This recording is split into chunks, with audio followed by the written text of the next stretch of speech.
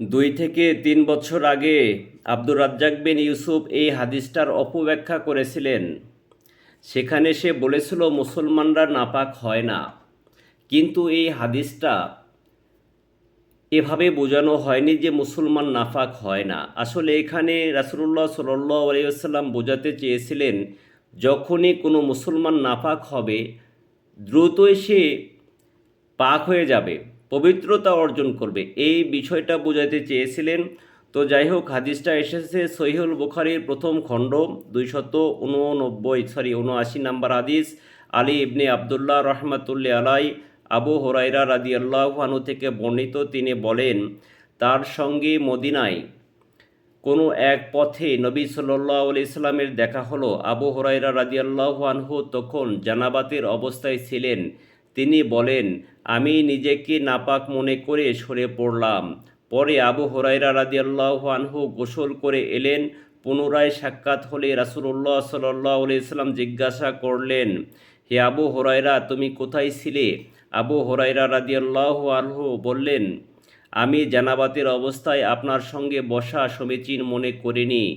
তিনি বললেন, সুবহানাল্লাহ, মুমিন নাপাক হয় না। এই বিষয়টাকে আব্দুর রাজ্জাক বিন ইউসুফ গড়িয়ে পেঁচিয়ে অন্যভাবে সে বোঝাতে চেয়েছিল মুসলমানরা যদি জানাবাত অবস্থায় থাকে তাও পবিত্র থাকে, নাপাক হয় না, এইভাবে বোঝাতে চেয়েছিল। কিন্তু এখানে মূল বিষয়টা হলো রাসূল সাল্লাল্লাহু আলাইহি ওয়াসাল্লাম এটাই বোঝাতে চেয়েছেন কখনো কোনো মমিন যখনই তার শরীরটা নাপাক হবে সে পাক পবিত্রতা অর্জন করবে, সে সবসময় পাক পবিত্রতা অর্জন করে থাকার চলার চেষ্টা করবে, এই বিষয়টা বোঝানো হয়েছিল।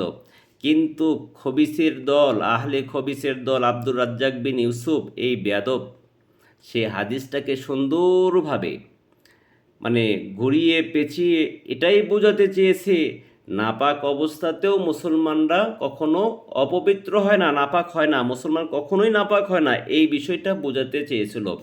আসলে এরকম আরও বেশ কিছু হাদিস রয়েছে যেগুলো হাদিস আব্দুর রাজ্জাক বিন ইউসুফ ডাইরেক্ট অস্বীকার করেছে। আগামীতে আমি সেই হাদিসগুলো খুঁজে খুঁজে বের করে করে আপনাদেরকে জানাবো ইনশাআল্লাহ। আর অবশ্যই আলে খবিস, এই খবিসদের কাছ থেকে সবসময় দূরে থাকবেন। আমি এ পর্যন্ত আব্দুর রাজ্জাক বিন ইউসুফের প্রায় 50 থেকে 60টা হাদিস অস্বীকার করেছে। সহিহুল বুখারীর হাদিস, সেগুলো আমি আগেও বলেছিলাম, আগেও সেই হাদিসগুলো তুলে ধরেছিলাম এবং আগামীতেও সেই হাদিসগুলো, যেগুলো হাদিস আব্দুর রাজ্জাক বিন ইউসুফ অপব্যাখ্যা করেছে অথবা হাদিসগুলো অস্বীকার করেছে, সেই সমস্ত হাদিসগুলো খুঁজে খুঁজে বের করে করে আমার এই পেজে আমি পোস্ট করব ইনশাআল্লাহ।